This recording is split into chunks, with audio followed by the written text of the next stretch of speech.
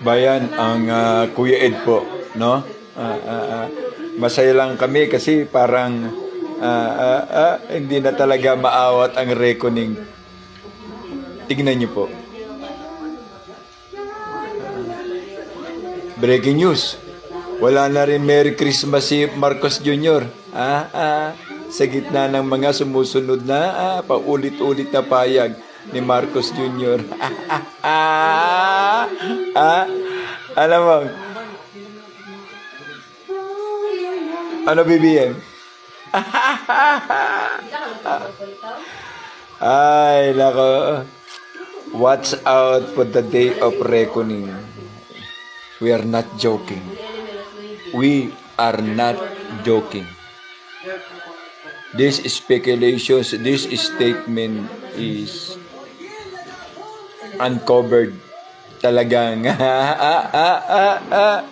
Saldico, yan ba totohanan na? Wata biglang nangayat yung mukha ni Saldico.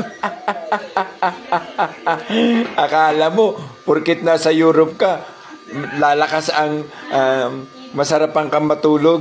Tangina, wag nyong antayin na dumating ang national manhunt ng Pilipinas sa inyo. Dahil all over the world may Pilipino. Baka mamaya mahagip kayo ng mga special undercover striking force.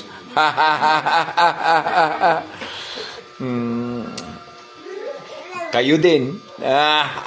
Mga nagbabala kayong magpayaman sa Pilipinas at gagawin yung katarantaduhan ang politika, tapos takbo kayo sa ibang bansa. Hindi na yan uubra. Meron ng special undercover task force to be lately to be announced and to be strike para sa mga Pilipino. Kung ang ibang bansa nga nagagawa Pilipino pa, basta fully funded, magagawa. Iyan ang nakakatakot na kasagutan sa inyong mga katarantaduhan. Dahil ang mga taong to, sigurado, hindi kayo sasantuin kahit putang ina bilyones pa kayo. Again, BBM, wala na ring Merry Christmas. Wala na ring Merry Christmas. Wait. Ewan ko lang kung makakatulog ka. Ewan lang ako. Ito putang ina sa sobrang hindi ko masabi. True basis to the experience. Ewan lang. Pakatandaan ninyo. There will be prepared undercover manhunt para sa mga fugitive. Bakit pa kami dadaan sa Interpol? No.